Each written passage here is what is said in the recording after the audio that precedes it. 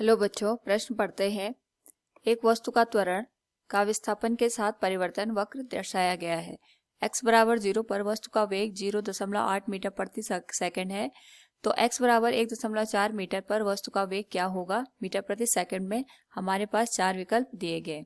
तो सबसे पहले हम यहाँ पे मुख्य अवधारणा का प्रयोग करेंगे और यहाँ पे हमारे पास जो मुख्य अवधारणा होगी वो है सरल रेखा में गति। तो हमारे पास जो ग्राफ या वक्र दर्शाया गया है ये त्वरण और विस्थापन के बीच का ग्राफ हमें दे रखा है। तो सबसे पहले हम इन दोनों को गणितीय रूप से यहाँ पे एक दूसरे के साथ संबंधित करेंगे। तो यहाँ पे हमें पता है हमारे पास जो त्वरण होता है ये वेग परिवर्तन की दर को दिखाता है। अगर हम इसमें मान रखें तो हमारे पास जो ये मान होगा ये बन जाएगा a बराबर वेग परिवर्तन आ जाएगा dv बटे dt। अब हम यहाँ पे dv बटे dt को अगर यहाँ पे विस्थापन जो हमारे पास होता है dx बटे dx से गुणा कर दे तो हमारा जो ये समीकरण निकल के आया है उसमें कोई अंतर नहीं आएगा। लेकिन हमें पता है यहाँ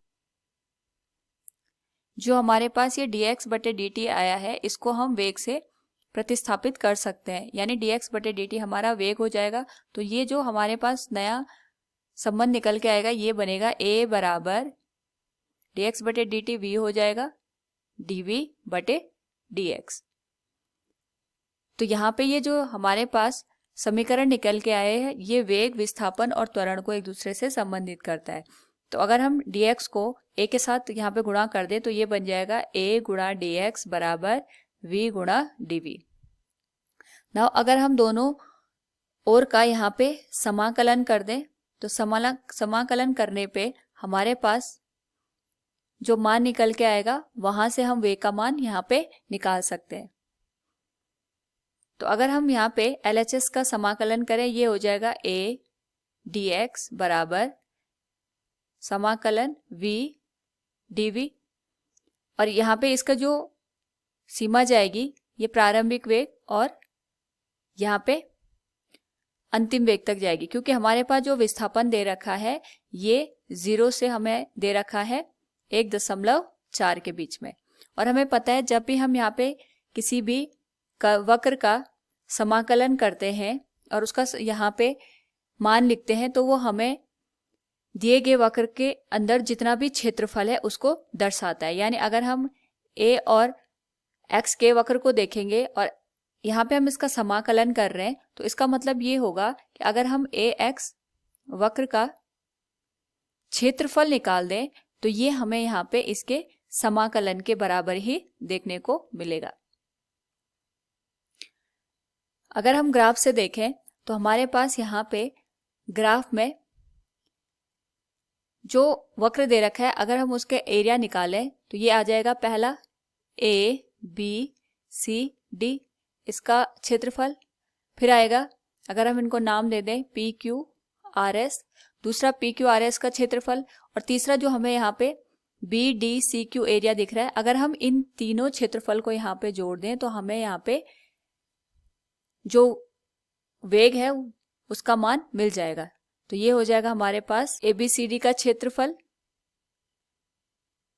प्लस यहाँ पे BDCQ का क्षेत्रफल। और अगर हम BDCQ का क्षेत्रफल सीधे न निकाल के इसको दो भागों में तोड़ दें और इसको हम यहाँ पे नाम दे दें M तो ये आ जाएगा एक तो त्रिभुज का क्षेत्रफल, दूसरा यहाँ पे हमारे पास जो चतुर्भुज बन रहा है उसका क्षेत्रफल। तो हम लिख सकते हैं यहाँ पे त्रिभुज BDM का क्षेत्रफल प्लस चतुर्भुज MDCQ का क्षेत्रफल और साथ में हमारे पास जो तीसरा यहाँ पे कर्व के अंदर का क्षेत्रफल बन रहा है PQRS का क्षेत्रफल। अगर हम यहाँ पे RHS में देखें अपने तो RHS में हमारे पास यहाँ पे VDV आ रहा है। इसका समाकलन करने पे हमारे पास जो मान बनेगा ये बनेगा v का वर्ग बटे 2 और जो इसकी सीमा जाएगी ये जाएगी u से लेके v तक। तो ABCD का अगर क्षेत्रफल हम देखें ये हो जाएगा हमारे पास लंबाई गुणा चौड़ाई। तो लंबाई गुणा चौड़ाई हमारे पास 0.4 गुणा 0.4 है तो ये हो जाएगा 0.16 प्लस जो BDM का क्षेत्रफल है ये हो जाएगा 1/2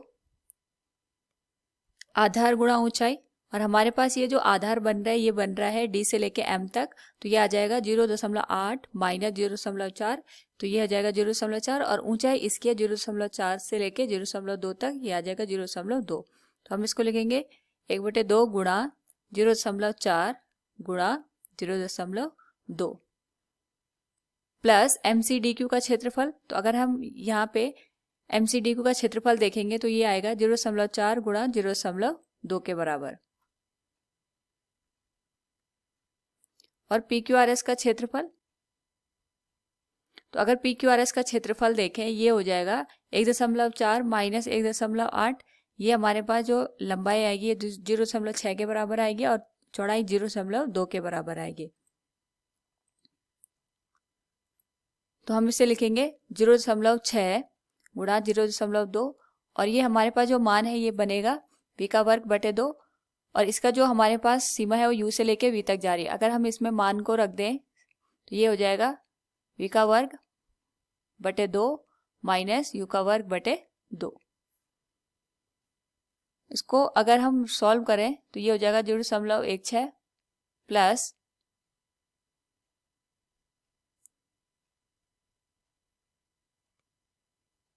0.04 प्लस 0.08 प्लस 0.12, और ये हमारे पास जो v है ये हमें निकालना है बटे 2 माइनस u हमारे पास प्रारंभिक वेग है जब हमारे पास जो विस्थापन है वो शून्य हो रहा था। तो जब हमारे पास विस्थापन शून्य हो रहा था तो उस समय वेग का मान हमें दे रखा था 0.8 का वर्ग बटे 2।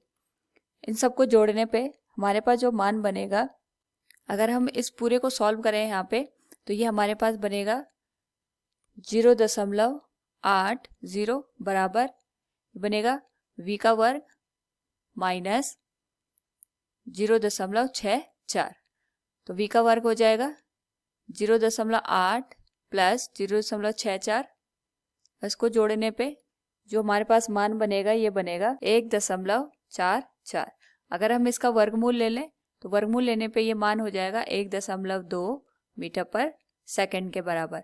तो जब हमारे पास विस्थापन 1.4 मीटर होगा उस स्थिति में जो हमारे पास वेग होगा वो 1.2 मीटर प्रति सेकंड होगा। तो अगर हम यहाँ पे अपने प्रश्न से देखें तो हमें दे रखा है वस्तु का वेग क्या होगा, तो ये हो जाएगा 1.2 मीटर प्रति सेकंड। विकल्प सेकंड हमारे पास यहाँ पे सही माना जाएगा। उम्मीद है आपको समझ में आया होगा। धन्यवाद।